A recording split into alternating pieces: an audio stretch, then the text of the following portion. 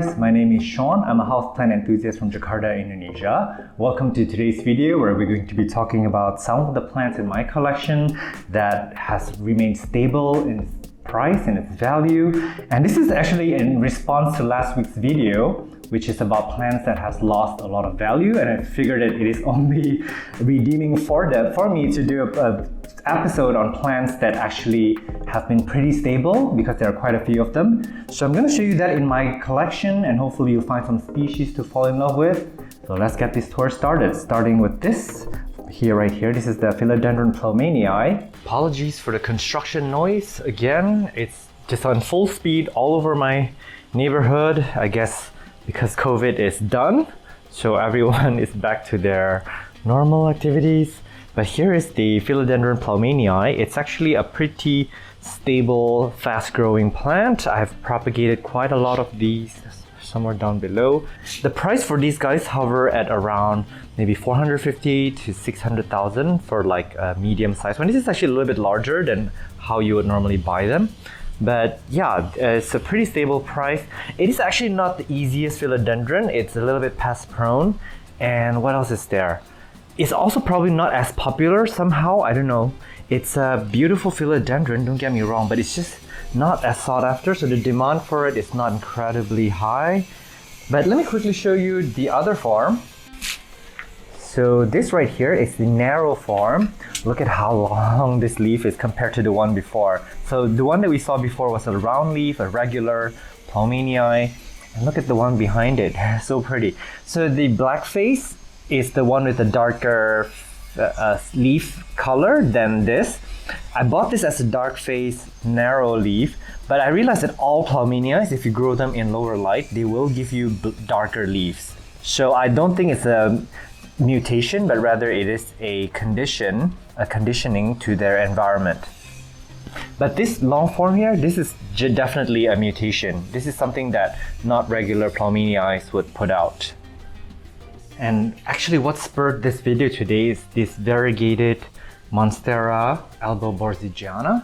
There's quite a lot all over the place here, and I've got a lot to share, so bear with me. First of all, we lost many of them. There's some over there, there's some more down here. I don't know if you remember my past video, I had a lot of them and I was holding onto them. I sold maybe 5 pots up to date in about 6 month period. So I really was holding onto them, making sure that I have enough mother plants because I wanted a lot of these. So I moved 3 mother plants into the nursery, where this is actually my private living area right now. I have another nursery, and they killed everybody. They killed all the mother plants are gone. It was overwatered and they turned to mush. I told the staffs to be careful, watch them, and they misplaced everybody. And I was the one that discovered that they were overwatered. So yeah, I basically came up to the pots and was like, what is this thing? And then I pushed on the main stem and it was mush. And then realized later on that that's the variegated Monstera. So they got a lot of reprimanding from my business partner, but I'm a nice person. I don't ever yell at people. I don't know. I tend to blame myself for these kinds of things. I don't know. I'm too nice. Okay, I'm too nice for business. But anyways, we lost a lot of the mother plants. We sold maybe 5 pots, and these are all the ones that were remaining here. And another issue with the variegated Monstera is that I used to live in a big house, in my parents' house, where I could play Tetris with them. I moved them around based on the light conditions. So basically, they can get morning direct light, and they would push out really beautiful variegation when you give them the right amount of light.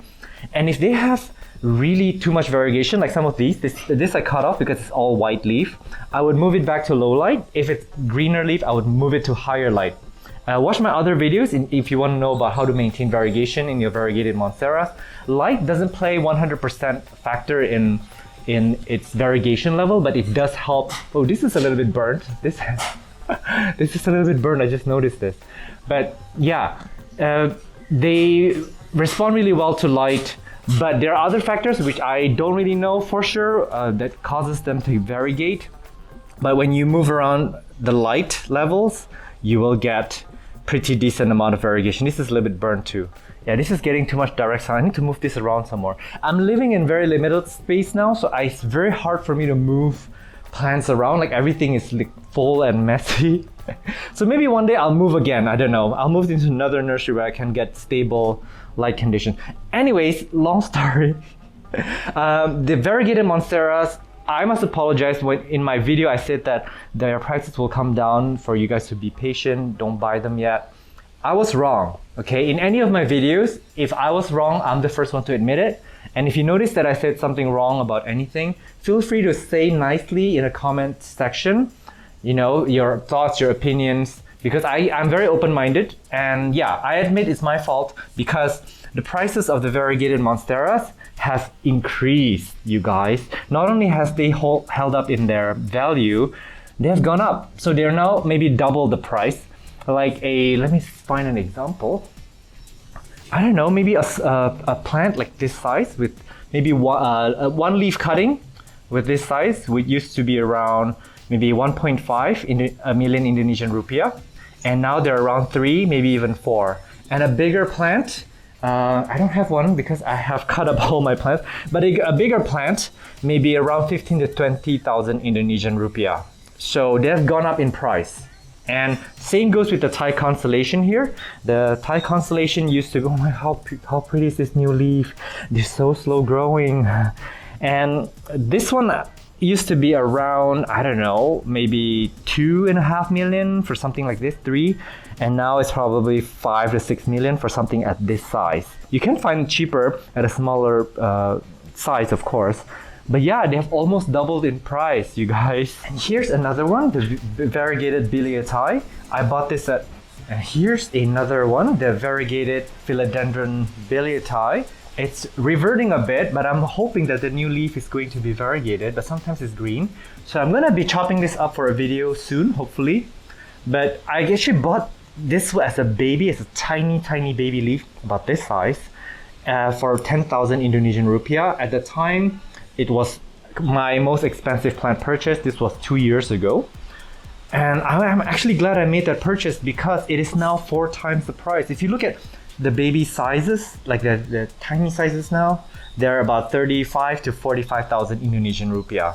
And something this big would cost a lot more. And I think my theory with this and also the variegated monsteras, why they kept its value is because the variegation is really, really unstable and many people don't have the right conditions to let them grow. For the variegated monsteras, I swear by lighting, but for this Philodendron biliaceae, in my experience, it's not 100% the lighting. Hear me out. The growth pattern is actually very different from the variegated monstera. If you look them up above, this is like a rosette pattern where it's like it grows like that. So there's definitely variegation on the stem, but the variegation is not, I don't know if the right word is sectoral, but it's like left, right. So it's more predictive. This is a little bit more highly unpredictable. The petiole can grow from any side of the stem. So this is actually a little bit more irregular. And I would definitely say that if you kept any variegated plant in low light, they will revert. So I would not put this in low light. The next plant is this Pilea peperomides. This was about 150,000 when I bought it. It was actually quite hyped up at the time in 2019. Everyone wanted one of these. The supply has gone up for these. Actually, I've seen a lot more in the nurseries. But then they are not, the prices hasn't come down somehow. I guess this is still a popular plant and it's not the fastest growing. And actually a lot of people do kill this, by the way. I keep getting so many DMs. This is not an easy house plant to keep. So maybe that's why people are just buying them because they're killing them left and right. But the prices are the same now. It's about 150,000 for a plant like this. Actually, you know what? In the past, 150,000 will get you a much smaller plant. And now for the same price, you're getting a slightly bigger plant. But I would safely say that the price is relatively stable for these guys. This is a Dischidia Nimularia variegata. And this video, this portion refers to literally all Dischidias. Dischidias have kept their value only because they're so slow growing. They're not very popular here in Indonesia. Only a few people like them and collect them and want to have them around. They're also very, very easy to kill, which is probably why people are buying them left and right and killing them and then buying them all over again. But yeah, Dischidia as a genus and also some Hoyas, in fact most Hoyas, have kept their value very, very well. Again, I know that in the West, when you're watching this, a lot of the Hoyas are getting like super hyped up. You guys are getting inflated prices for some Hoyas. I believe the prices will come down like crazy. It's gonna fluctuate. But in Indonesia, because Hoyas are not well loved here, this is not a popular species. Look at this Variegated Variegated. I just propagated this. So these are all cuttings. But because they're not so well liked here, the prices has relatively stayed stable. These guys are a little bit more pricey. They're a little bit more expensive. But yeah, this is the Bella. It's a little bit more common. But again, their prices hasn't come down at all. This year, this is the Philodendron White Knight. I have a few of these all over the place. I keep propagating them, but this one has a particularly beautiful leaf. Look at the petiole, that's the main stem. This is really pretty. And this one in my hand, this is the Anderson. This is a little bit more pricier, but these guys, they're actually quite stable. I would say that this is around 700 to 1 million Indonesian rupiah for a smaller size. This is actually a little bit bigger. It's already got quite a few leaves. But yeah, they're actually quite, they stayed pretty much the same price throughout. But I guess for these plants, first of all, they're not a plant species that everyone rushed to buy at the time. And the variegation is also very, very varied. Let me show you another one here. This is another one. The variegation here is quite low, although it may put out a new variegated leaf because they're quite irregular, but quite stable in my opinion. If you know what I mean. So irregular meaning that it may have some leaves that are more variegated than others, but then there are a plant species that I found that they don't revert as much as this pink princess here. I guess we're going to talk about the pink princess next, but for these plants, the theme is the same, that they are the variegation is highly irregular but stable. Look at this pink princess here, and if you've watched my pink princess videos and my updates, you'll know that I struggle with these because they keep reverting to green. So I just kept chopping them up, and then more and more pink appear. Look at this one. This is given an all pink leaf, and some of them are getting some pinks back. So if your pink princess is turning all green, just cut them up. Single node cuttings work really well. But back to this video, this pink princesses, not this particular one, this is a little bit, I would say, on the cheap side because it's got very little pink. So if you take a cutting from something like that's more pink like this, you're more likely to get more pink in the next few leaves. But a good variegated pink princess will cost the same before and after the pandemic.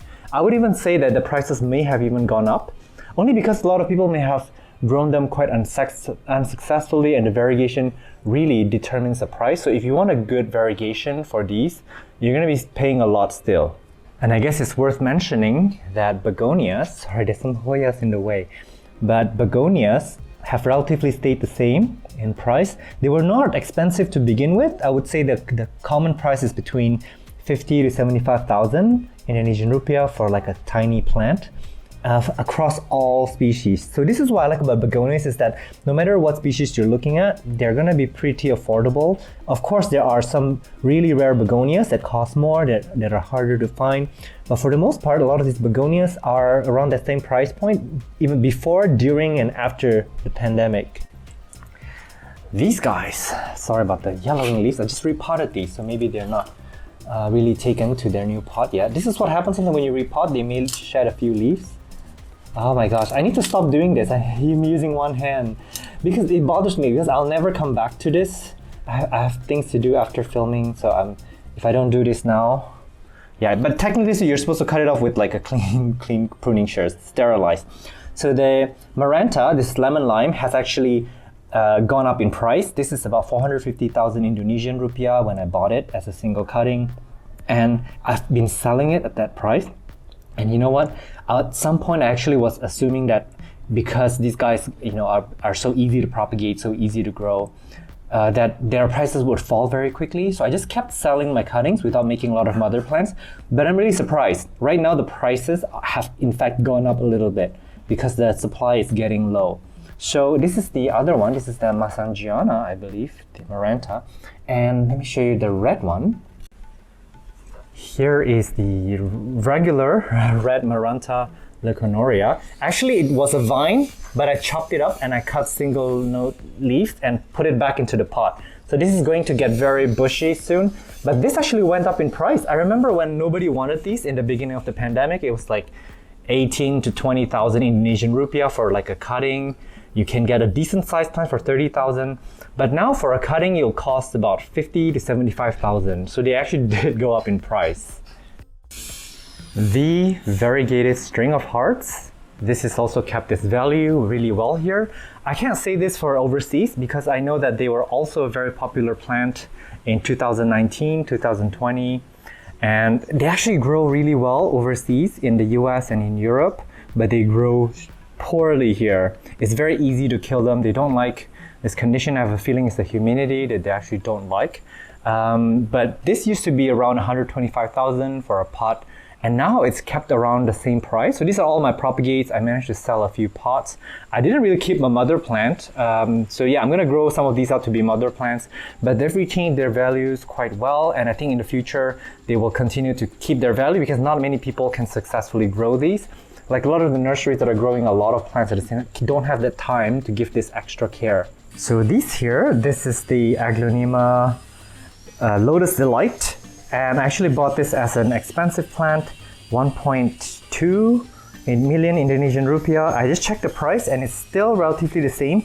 I'm sorry I don't have a big specimen. They look really gorgeous when they're big with those beautiful leaves, but these are just the propagates.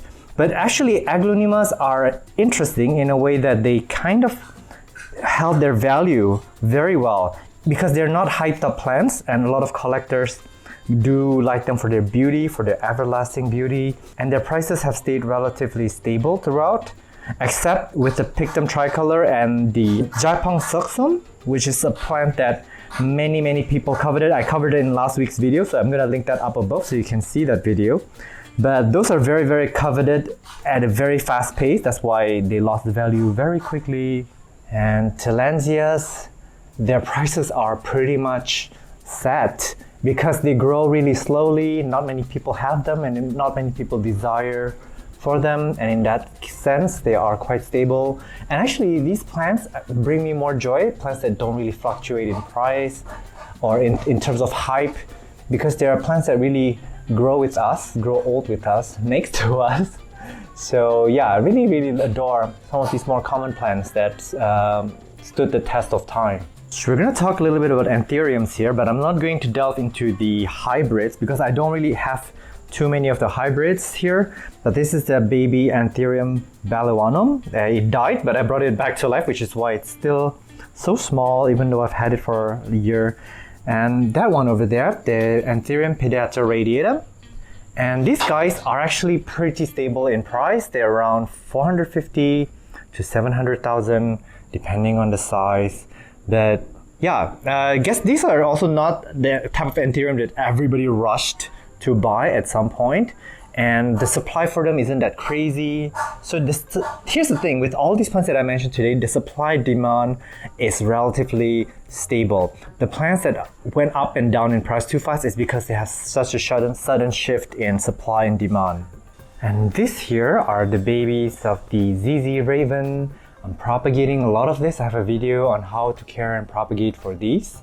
I keep overwatering them, so this one is overwatered, but it's not dead yet. It should come back to life. And these guys used to go for around maybe 450 to 700,000 for one vine. And these days they actually cost around the same. It's really weird. So considering how easy they are to propagate. But here's the catch, they do take a long time to propagate. Like all these took 1 year to get here. So imagine just 1 year to get this. And it is not easy to leave them just outdoors because they do get rained on and then they can rot very easily. So I'm always moving them around, and I think the best spot for them is still the indoors. They do like direct sunlight, but yeah, they can live in bright indirect light, which is what they're getting now. But then in this case, they're not getting rained on, which will ensure their survival. And you know what? The Monstera deliciosa and the Monstera borzijana, which is the smaller cousin of this, they're just a regular green form, not the variegated, they stayed the same price throughout. Before, during, after the pandemic, they really didn't bat an eye. I guess because they're such a classic houseplant and a lot of people want to have them around, they're very steady growers. So yeah, their prices have stayed pretty much the same. The variegated banana, the price has stayed the same, or I would even dare say did go up. I got this at a pretty good deal for about 450,000. It was actually really small when I got it about a year, maybe 3 months ago, and now it's gotten quite big, I would say. Really stunning plant. So yeah, for those of you who have been following my channel, this is an update for this guy. The Philodendron Florida Ghost. Look at this new leaf. So this plant was never expensive to begin with. It used to be around 150,000 Indonesian rupiah for a little plant. For something this size, it's going to be a little bit more expensive. But for the smaller plant, the price has stayed relatively the same. Maybe because these guys are a little bit more down to earth. People didn't rush out to buy these. But they're also very fast growing, very reliable. And I've actually grown maybe over 100 cuttings out of just one plant in the course of 2.5 years. So this is a very rewarding plant to have. And I would say that the value of this plant is pretty everlasting, very stable. The Raphidaphora tetrasperma. This plant, for a single cutting with maybe 2 to 3 leaves, would hover around 150,000 Indonesian rupiah. It's stayed relatively the same. It may have gone down just a tiny bit. Surprisingly, this plant grows really fast. It grows like a weed. Like, we don't even know how to care for them because we have so many in the nursery, right? And we just kept propagating them. So at some point we're going to run out of space. We're going to have more supply than demand. But then their prices have been very stable, and we've been moving them quite well as well. So they're also quite well liked. All right, I'm going to take a minute to talk about Platyseriums. I actually bought this as a cheap plant. This is the Platyserium bifurcatum, and I used to see them around for a steal, like, I don't know, like 15 to 25,000 Indonesian rupiah, and it's very challenging to find those now. So I would dare say that these guys have actually gone up in price. I'm not sure why, but this is so pretty. I bought this as a really tiny plant, and it's grown into this. I really enjoy having them around, actually. Ooh, and I want to add that when these guys get big, because some of them can get really big, they'll be worth so much. Alright, so I'm going to end this video by sharing with you just a summary of everything. A lot of the common plants, like your cordyline, dracaenas, agave, this is caladiums, ficuses, more ficus, your schefflera, and yeah, some alocasias over there. Ficus benjamini, Ficus triangularis, Ficus triangularis, variegata, bromeliads, and some of your Aglaonemas. These guys that are heavily used in landscaping, their prices have stayed relatively the same. So it is basically the high top plants that really went up and down in price quite a lot. And here, the orchids have also stayed relatively stable in price. I remember maybe back then there used to be an orchid craze, and I'm sure the prices have gone up and down before. I mean, from this, I guess we can draw the lesson that a lot of our popular houseplants now will one day become common plants and their prices will stabilize. But at that time, there will be new plants and new obsessions. So yeah, this is how the plant trends just kind of circle around. But all of the plants will end up being back here, down into the more stable kind of pricing. So if you have a lot of wish lists, just kind of hang on to them. Don't be in a rush to buy them, because at some point they will become common plants and we can all enjoy them. I guess that's all that I have to mention today. Thank you so much for watching this video. I hope it's entertaining. I'm at Botanist on Instagram if you want to DM me on any questions regarding plant care and propagations. I'll try my best to get back to you. Meanwhile, do take care and stay safe. I will see you in the next video. Bye!